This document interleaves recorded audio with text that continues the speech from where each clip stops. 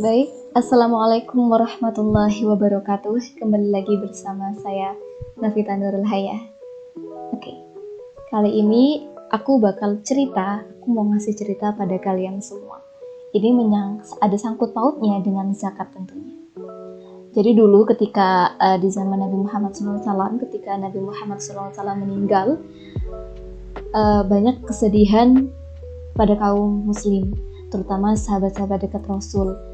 Dan ini juga menyebabkan banyak perpecahan.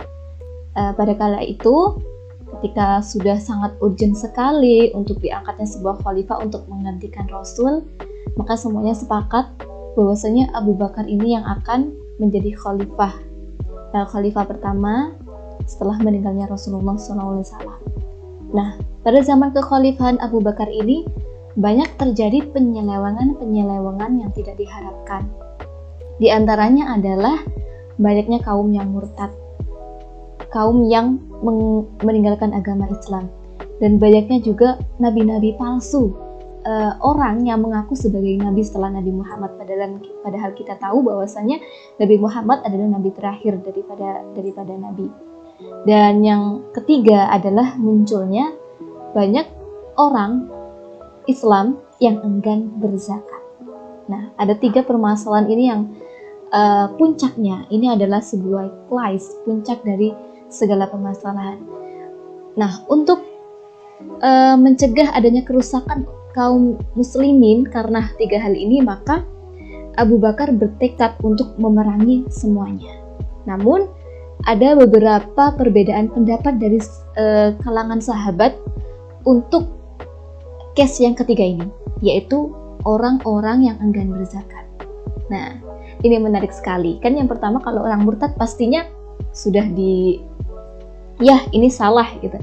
Kalau orang yang mengaku nabi, apalagi mengaku nabi, ini pasti salah. Nah, yang ketiga adalah orang yang enggan berzakat. Ini Abu Bakar sangat-sangat gigih untuk memerangi.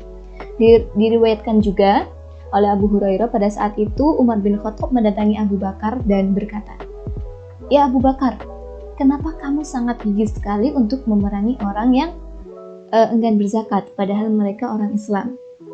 Umar bin Khattab itu berkata, "Aku pernah mendengar Nabi Muhammad atau Rasulullah SAW berkata, barang siapa yang sudah masuk Islam, maka aku akan menjamin, aku akan melindungi segala harta dan kehidupannya."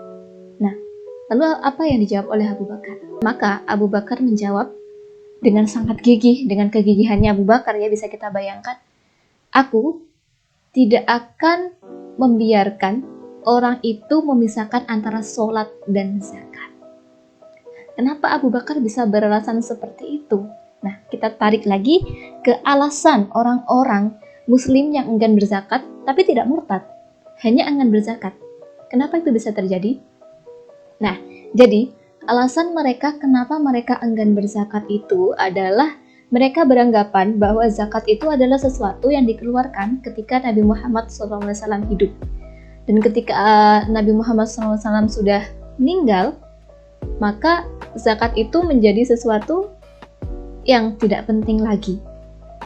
Dan sholat itu ibadah wajib, namun zakat tidak. Nah, ini sungguh sudah menyeleweng juga dari rukun Islam, ya teman-teman semua. Jadi hikmah yang bisa kita dapatkan dari kejadian ini bahwasannya untuk kita semua janganlah sekali-kali memisahkan antara sholat dan zakat.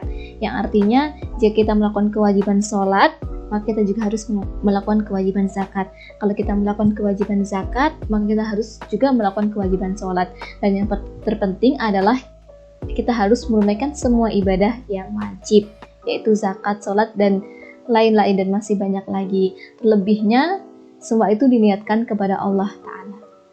Oke, baik teman-teman, itu adalah cerita singkat tentang peperangan yang terjadi di zaman Abu Bakar untuk memerangi orang yang enggan berzakat.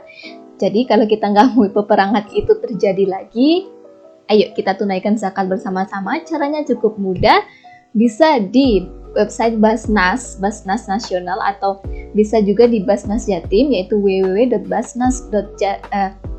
www.basnasjatim.org.id atau nanti akan saya cantumkan di deskripsi di bawah ini.